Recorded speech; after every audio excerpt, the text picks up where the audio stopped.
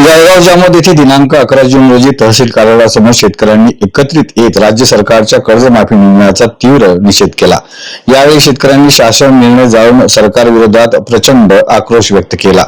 राज्य सरकारने जाहीर केलेल्या पुण्यश्लोक अहिल्याबाई होळकर कर्जमाफी योजनेतील अटी व निकषांमुळे अनेक शेतकरी लाभांपासून वंचित राहत असल्याचा आरोप करण्यात आला। निवडणुकीदरम्यान सरसकट कर्जमाफीचे दिलेले आश्वासन पाळले नसल्याने शेतकऱ्यांमध्ये तीव्र नाराजी आहे। आंदोलनकर्त्यांनी ही योजना कर्जमाफीऐवजी कर्ज वसुली योजना असल्याचा आरोप केला। यावेळी नेते रविकांत तुपकर यांनी शासनावर टीका करत शेतकऱ्यांच्या मागण्यांकडे दुर्लक्ष होत असल्याचा आरोप केला।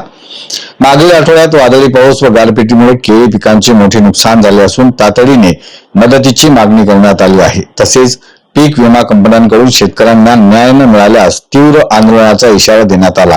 या आंदोलनात अक्षय पाटील यांच्यासह अनेक शेतकरी व पदाधिकारी मोठ्या संख्येने उपस्थित होते।